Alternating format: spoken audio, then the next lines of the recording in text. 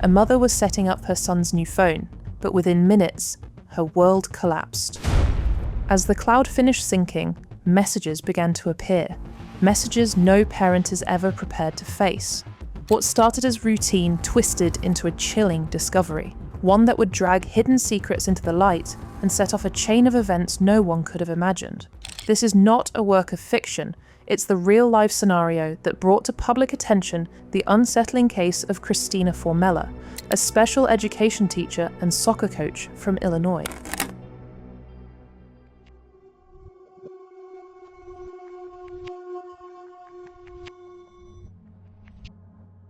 It all began on March 15th, 2025. A mother was in the process of transferring data from her son's old phone to his new one. As the iCloud sync completed, messages began to appear on the new phone. At first, nothing seemed out of the ordinary, but then, one line froze the mother in place. "I love you so much, Mama." And the reply, "I love you so much, baby.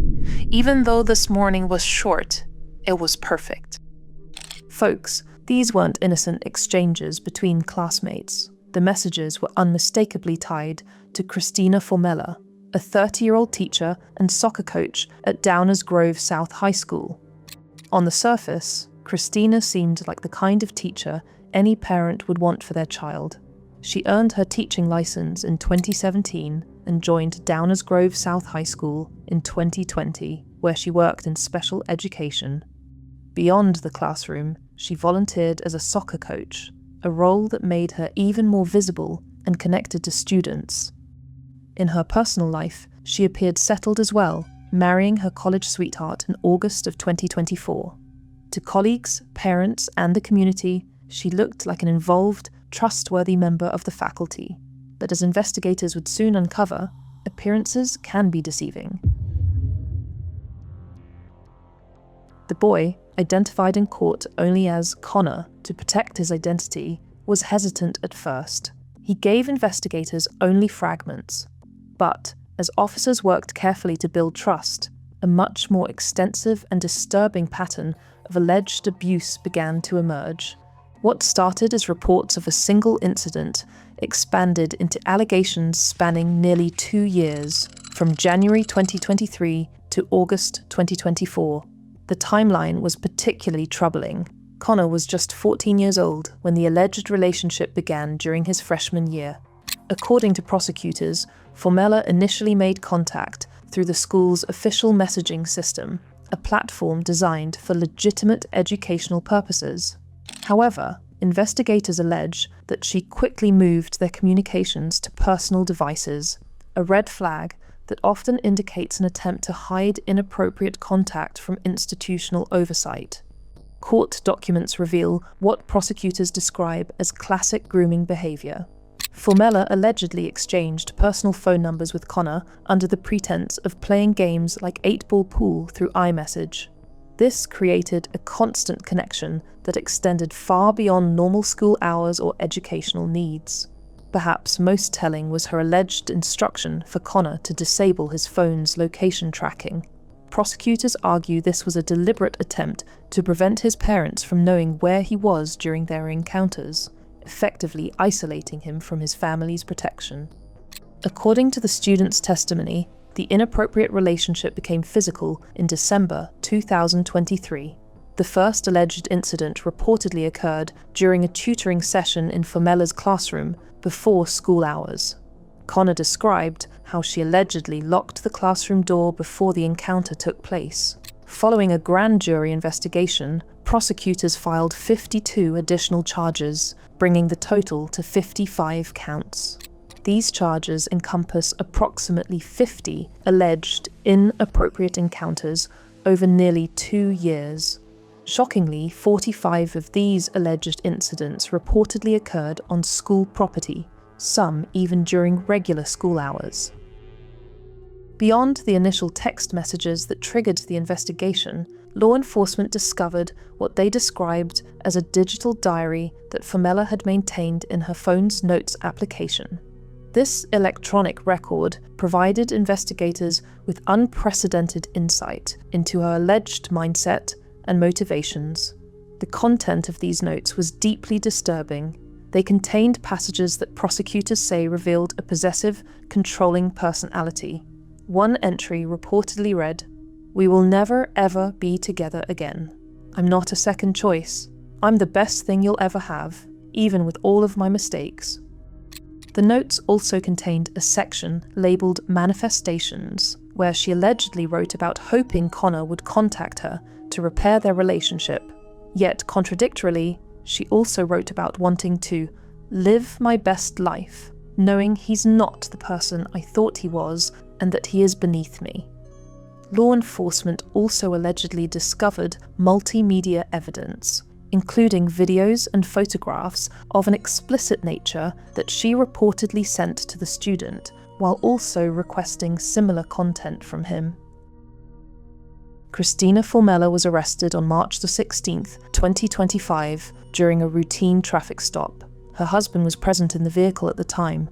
Body camera footage reportedly shows her appearing shocked and confused. Hey, how you doing? Hi. Officer Guzman with Downers Grove. Do you have your license on you? Yes. Tonight. Yeah, I'm gonna explain. I'm sure you're confused. I'll explain everything to you. You're Christina? Yes. Okay, Christina, do me a favor. Can you step out of the car for me? I know you're confused. I'll explain everything to you.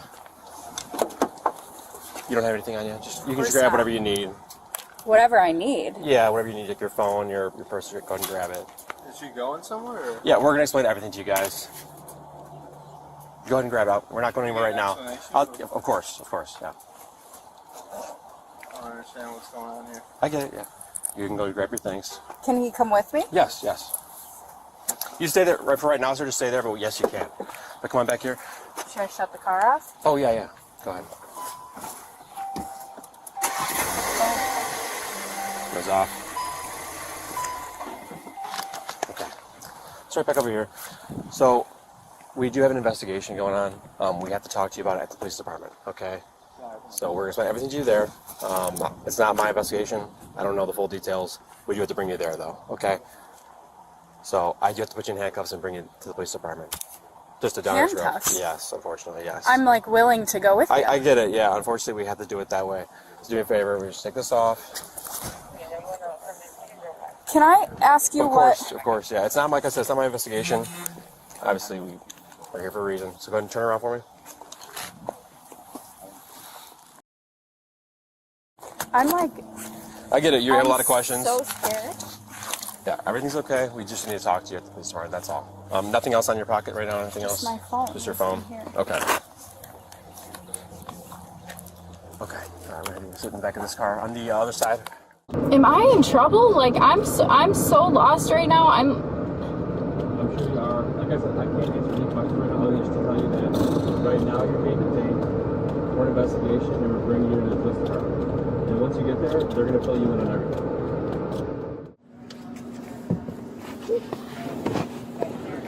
I'm just going to put your seatbelt on, right?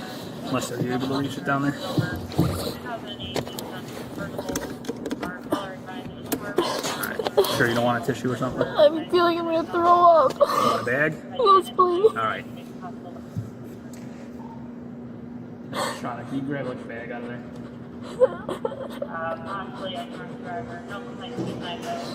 Hey, can you get like a bag just in case she gets nauseous? Yeah. I don't know, do we have any of those Nemesis bags like laying around the farm? I figure something better than nothing.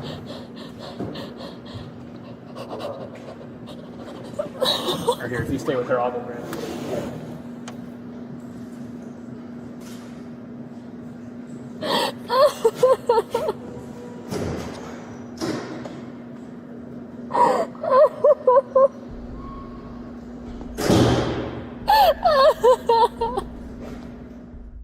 Formella's own words didn't help her case. At first, she allegedly admitted the relationship had been going on for about 18 months.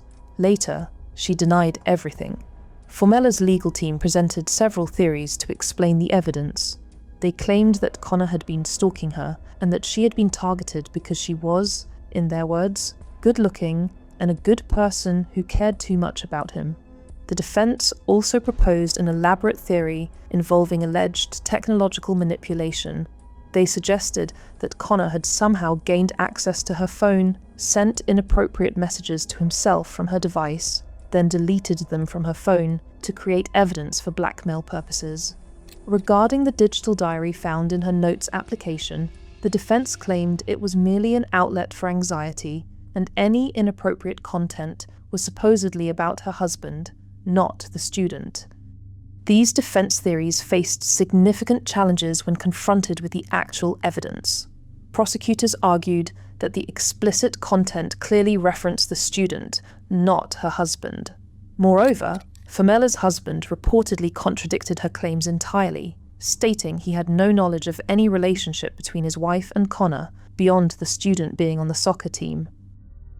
The charges against Formella are severe and comprehensive. She faces 55 total counts, including aggravated criminal sexual abuse, criminal sexual assault against a minor, indecent solicitation of a child, and grooming charges. If convicted on all counts, she could spend up to 60 years behind bars, effectively a lifetime sentence. As of August 2025, Formella remains out on bond under strict conditions. She wears a GPS ankle monitor, has surrendered her teaching license, and has been barred from any contact with minors. Court documents also reveal that she and her husband were forced to sell their marital home in order to post bond. Her next court appearance is scheduled for later this year, where prosecutors are expected to lay out the disturbing digital evidence in full. For Connor, the damage is clear. He left soccer, a sport he once loved. He and his family are now navigating not only trauma but the harsh glare of publicity. However, the pursuit of justice in this case sends a clear message that our society will not tolerate the abuse of trust, particularly when it involves the exploitation of young people by those charged with their education and care. Thank you for sticking with me until the end of this very important case. If you found this video compelling, please consider subscribing to my channel, Truly Chilling. And if you give this video a like, it really helps spread these stories to more people. Until next time, stay safe, and I'll see you in the next one.